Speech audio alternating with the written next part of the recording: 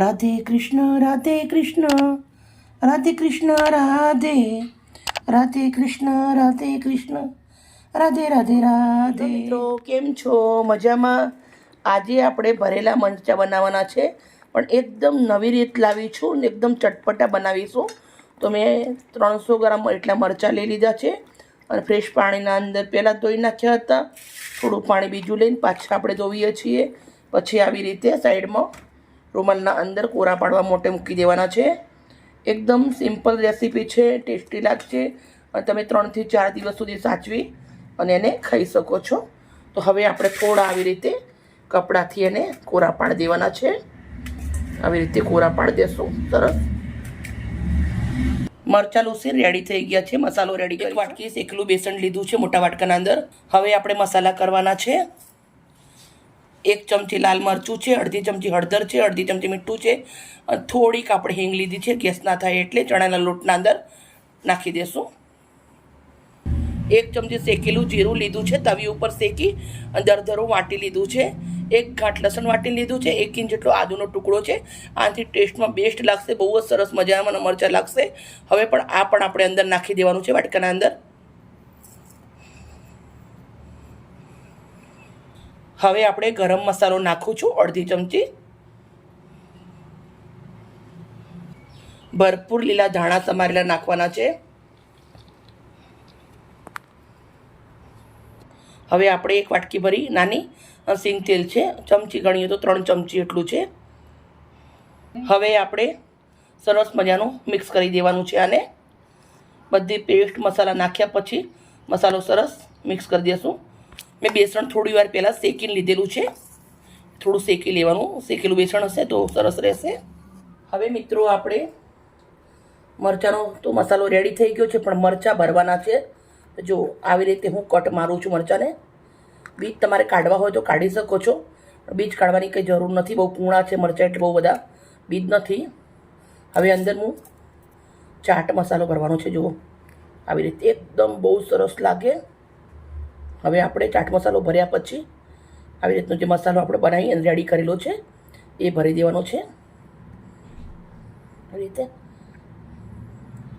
દબાવીને ભરી દઈશું. ચાટ મસાલો ભર્યો છે, એકદમ ચટપટા લાગશે, બહુ જ સરસ. તમે લીંબુ ખાંડ નાખવી હોય તો નાખી શકો છો, પણ એ થોડો ગુજરાતી ટેસ્ટ આવી જાય છે લીંબુ ખાંડથી અને આ એકદમ પંજાબી જેવા લાગશે સરસ. બધા જ મરચાં આપણે આવી રીતે ભરી અને રેડી કરી દેવાના છે. તો મેં એક પહેલાં ભર્યું હતું, એક આ ભરી લીધું છે, બીજા બધા ભરીને રેડી કરી દઈશ. બધા જ મરચાં ભરી રેડી કરી દીધા છે. હવે આપણે મરચાંને તેલના અંદર શેકવાના. ગેસના ઉપર કંઈ પણ જાતનો એક તવો લેવાનો છે. મેં નોનસ્ટિકનો તવો લીધો છે. એના અંદર આપણે 1 મોટા ચમચા એટલું સિંગ તેલ મૂકું છું. તેલને ગરમ થવા દેશું. તેલ આપણું ગરમ થવા આવી ગયું છે તો અંદર આપણે થોડા રાઈ જીરું નાખી, થોડી હિંગ નાખીશું. મિત્રો તમે જોઈ શકો છો રાઈ જીરું સરસ તાટકી ગયું છે. આપણે એકવાર ખાલી આવી રીતે થોડું વઘારને હલાવી દેવાનું છે. ગેસનો તાપ ધીમો કરી દેવાનો છે અને આપણે હવે આ મરચાં છે એ આવી રીતે સ્ટેપ બાય સ્ટેપ એક મૂકી દેવાનું છે. આવી રીતે બધા જ મરચાં આપણે આવી રીતે મૂકી દેવાનું. જે મોટા છે જાડા થોડા એ નીચે જવા દેશું, કૂણા છે એ મરચાં આપણે ઉપર રવા દેશું. ગેસ ધીમો કરી દેવાનું છે. આપણે બધા જ આપણે આવી રીતે મૂકી દઈશું. બધા જ મરચાં આપણે આવી રીતની તવાના અંદર મૂકી દીધા છે. હવે આપણે ઢક્કણ ઢાંકી દઈશું અને એકદમ ધીમો તાપ રાખ્યો 4 મિનિટ જેવું. આપણે આને 4 મિનિટ પછી ફેરવશું. મિત્રો તમે જોઈ શકો છો આપણા મરચાં સરસ મજાના રેડી થઈ રહ્યા છે. તો આપણે આવી રીતે થોડા એને ઉલટાવવાના છે.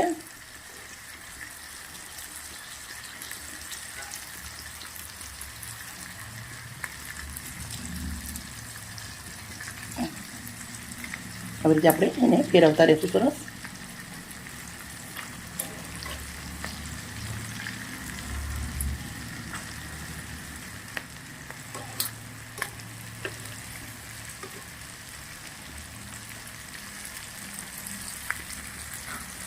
આ મરચાં આપણે 5 મિનિટ લાગ્યા છે અને ગેસ ધીમો છે, ધીમા તાપે થઈ ગયા છે. ખાલી 2 મિનિટ જેવું આપણે આને રાખવાના છે. ઢાંકણ નથી ઢાંકવાનું અને આપણે સરસ મજાના મરચાં ફેરવી અને રેડી કરી દીધા છે.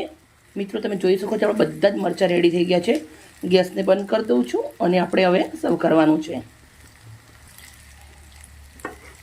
બધા જ મરચાં સરસ રેડી થઈ ગયા છે. તમે ખીચડી જોડે ખાઓ યા રોટલી જોડે, ભાખરી જોડે, જેના જોડે ખાવું એના જોડે ખાઈ શકો છો. બહુ સરસ. હવે આપણે મરચાંને આવી રીતે હું એક એક લઈ આવી રીતના એક વાટકો લીધો છે. વાટકાના અંદર સર્વ કરું છું.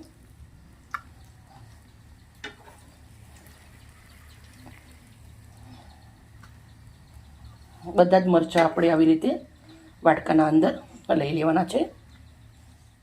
મિત્રો તમે જોઈ શકો છો એકદમ સિમ્પલ અને ટેસ્ટી અને જોરદાર મજેદાર મસાલાવાળા મરચાં ભરી અને રેડી કરી દીધા છે. અમારી વિડીયો સારી લાગી તો પ્લીઝ એક લાઈક કરજો.